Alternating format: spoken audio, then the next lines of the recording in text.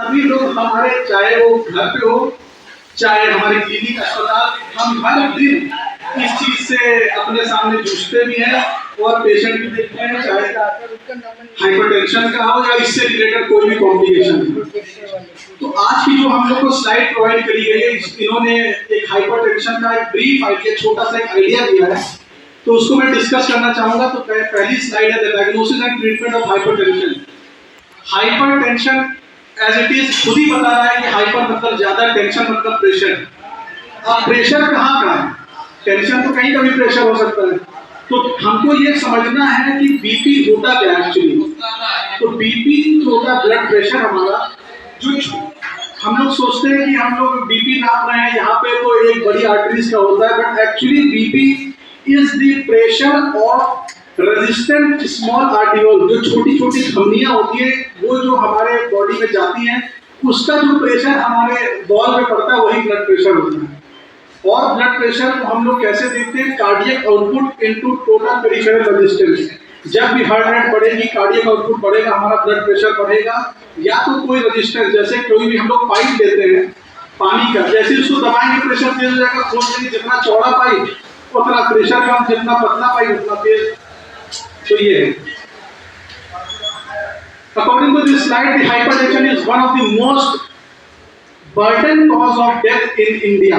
पहले हम लोग ये मानते थे कि हाइपरटेंशन जहां जब शुरू हुआ, इसलिए आप देखिए इंडियन की गाइडलाइन बाहर आई, पहले अमेरिकन गाइडलाइन, यूरोपियन गाइडलाइन आई, क्योंकि पहले माना जाता था कि जब हाइपरटेंशन बीपी बाहर के देशों में ज्यादा होता है, जिनकी दिनचर्या लाइफ स्टाइल वेस्टर्न कल्चर होता है, खाना पीना और टेंशन, धूम्रपान, स्मोकिंग ज्यादा। लेकिन अब हमारे रूरल एरिया में भी ये हमारा जो हाइपरटेंशन है बहुत प्रेवलेंट हो गया है। तो हाउ वी डायग्नोज हाइपरटेंशन सबको पता है।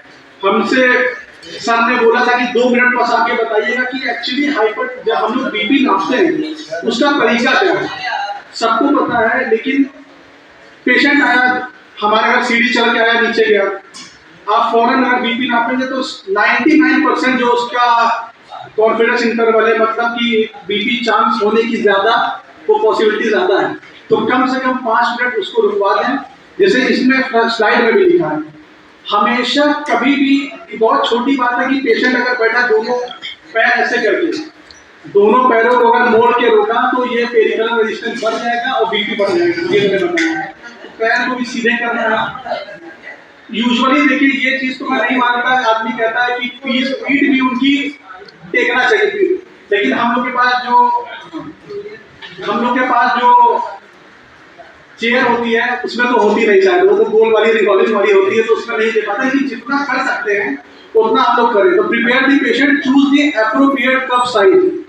कई बार हम लोगों ने देखा कि छोटे बच्चे आते हैं, उसको एडल्ट वाले बीपी कप से नापा जाता है। तो आप सोचिए कि कैसे वो आएगा सही।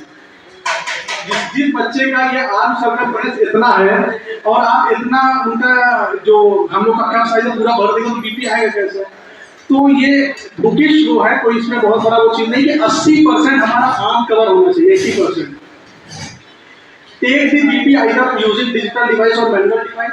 इसमें मैं कोई टिप्पणी नहीं करूंगा, कोई मैनुअल देता है, कोई डिजिटल देता है, लेकिन हम लोग कोशिश करते हैं कि अगर जितना, जो कहते हैं पुराना जमाना वाला ठीक है, जो पारा वाला होता है वो आज भी बेहतर माना जाता है। लेकिन ऐसा नहीं कि डिजिटल वाला कोई आप नकारे नहीं उसको, ठीक है। डिजिटल वाला सर जैसे होता है ना कि करेंटली इसमें जैसे आदमी का ब्लड प्रेशर चेंज हमेशा होता है, तो जैसे क्या है, जैसे कुछ दिमाग में आया तो तुरंत ब्लड प्रेशर चेंज हो जाता है।